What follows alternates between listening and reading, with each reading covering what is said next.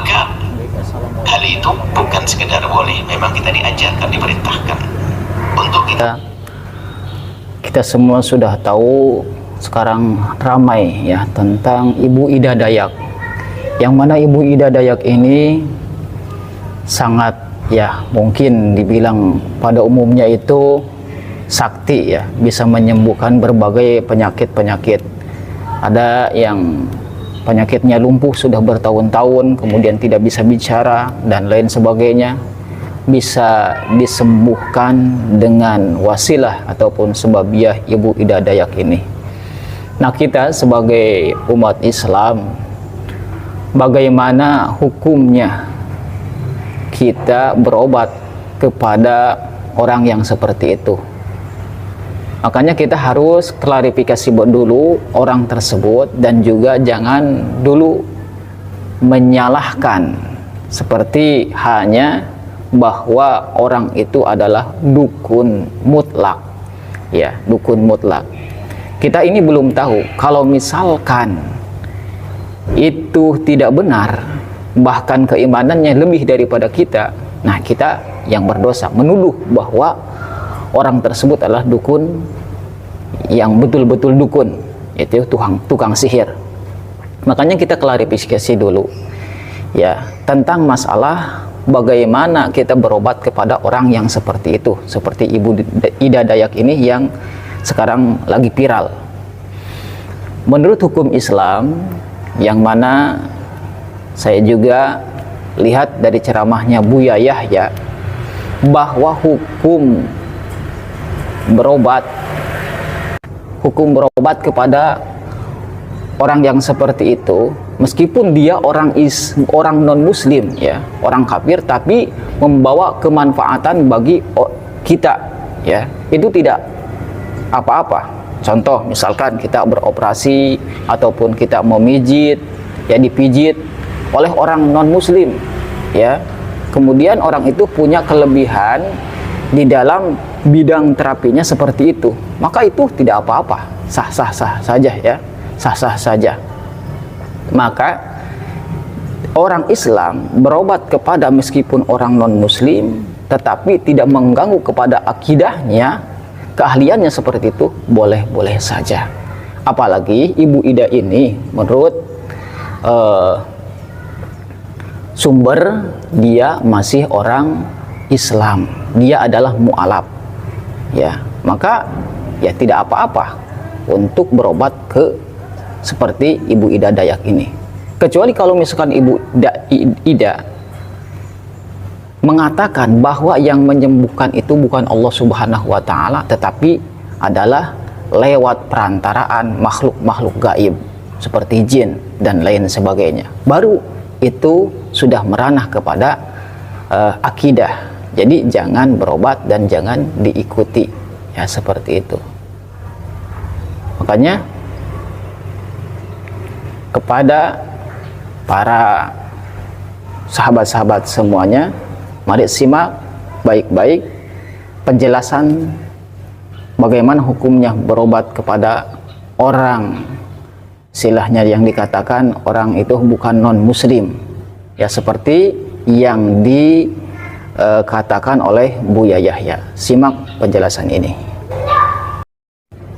Saja keluar bulan si A, besok keluar si B, kemudian si C, cuman rambu-rambu dalam pengobatan semacam ini.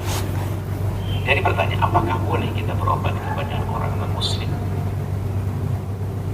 Jawabannya adalah, jika itu pengobatan yang sifatnya mengandalkan keahliannya, maka hal itu bukan sekedar boleh, memang kita diajarkan, diperintahkan untuk kita bertanya kepada orang yang keahlian. Sehingga dokter, kita boleh pergi ke dokter yang non muslim sekalipun, urusannya gigi, memang dia jago gigi, maka kita bawa ke gigi kita akan dibenahi oleh seorang non muslim sekalipun. Tentunya masalah sama ada aturan dokter laki perempuan itu karena ada aturan dalam Islam, tapi secara umum ada seorang wanita muslimah ingin benahi gigi Anda kepada seorang dokter non muslim, maka sah-sah saja. Ini berkenaan dengan keahlian, termasuk termasuk operasi segala macam sama diperkenankan, karena berkenankan keahlian adalah sesuatu yang dipelajari secara zahir. Maka jika halnya semacam itu kepada siapapun, pengobatannya sah karena dia keahlian. Operasi jahit segala macam, menjahit luka segala macam, ya sah-sah saja, atau apapun. Termasuk ilmu pijit sekalipun, ada seorang laki-laki yang pijit pada seorang laki-laki non-muslim, maka sah saja, karena memang keahlian itu tentang pijit. Jadi sebatas keahlian maka Anda boleh. Nah, tapi kalau sudah dihubungkan dengan sesuatu keyakinan, maka ini menjadi kisahnya berbeda. Saya tidak tahu, ini bukan membawa pada si B. Misalnya ada orang dengan cara pengobatan, lalu orang tersebut dengan keyakinannya minta kepada yang diyakini untuk menyembuhkannya, maka Anda tidak boleh datang. Karena bisa saja di sana ditijrat, kemudian seorang datang kemudian sembuh, tambah bahaya. Kenapa? Secara otomatis akan berubah keimanannya. Padahal itu ujian dari Allah, disembuhkan. Yang nyembuhkan tetap Allah, tapi kenapa? Diuji, ujian berat bagi kita. Berangkat ke orang yang suka mengobati, tapi menghubungkan dengan keyakinannya, lalu disampaikan kepada pasien, tentunya sembuh, pasien bisa berubah iman. Ini bahayanya. Tapi selagi tidak ada hubungannya dengan hal-hal keyakinan semacam itu, maka sah saja kita pergi. Seperti dokter dan lainnya, bukan pijat dan sebagainya, atau istilahnya di Jawa sangkal butuh. Kalau ini sah-sah saja, kalau itu memang keahlian dan terbukti, dan tidak menghubungkan dengan keimanan. Tapi kalau sudah, saya akan minta kepada Tuhan saya namanya pohon pisang, semoga engkau sembuh. Nah, boleh kita datang, sembuh betul, kita besok beriman kepada pohon pisang. Dan makanya tolong perhatikan, ini terlepas dari benar tidaknya berita itu. Jadi rambu-rambu dalam berobat semacam itu, jika dihubungkan keyakinan, nggak boleh Anda datang. Bisa jadi Anda sembuh, ujian bagi Anda, iman Anda hilang, naudzubillah. Makanya kenapa tidak boleh datang ke dukun dan sebagainya? Karena dukun tidak disebutkan kepada Allah, menimbulkan sesuatu yang membahayakan. Tahu-tahunya sembuh, yang menyembuhkan Allah sebetulnya. Cuman melalui, jadi Allah memberikan rezeki, memberikan pengobatan, bisa saja melalui cara benar, melalui cara tidak benar. Allah memberikan kekayaan pada seseorang, ada dengan cara dagang jujur, ada dengan cara ngerampok. Bisa kaya orang merampok, bisa, tapi kaya yang ngerampok. Koruptor bisa kaya korupsi. Jadi bisa saja rezeki itu Allah berikan kepada manusia dengan cara benar, dengan cara yang baik, dengan cara yang jelek. Termasuk pengobatan, bisa saja ujian, diuji oleh Allah dengan berobat dengan cara yang haram, naudzubillah, cara yang tidak benar atau cara benar. Maka Anda harus paham dalam hal ini. Adapun orang itu punya agama tertentu, ya suka-suka orang lain, orang yang non-muslim, ini akan ragu-ragu seorang muslim.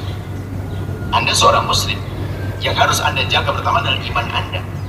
Makanya kenapa datang pendukunan itu, karena dukun yang sesungguhnya yang mempercayai tentang hal aneh-aneh begitu, itu bahaya. Sudah kita datang ke sana, lalu berubah keyakinan kita. Benar juga itu. Makanya tanya, siapa sih dipanggil-panggil itu? Akhirnya mempercayainya, keluarlah dari keimanan semacam itu. Baik, ini adalah rambu-rambu Anda seorang muslim dalam berobat. Kemudian setelah itu nanti ada masalah marhalah irsyad.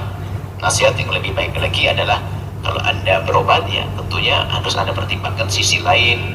Anda seorang muslim kepada dokter yang muslim, misalnya yang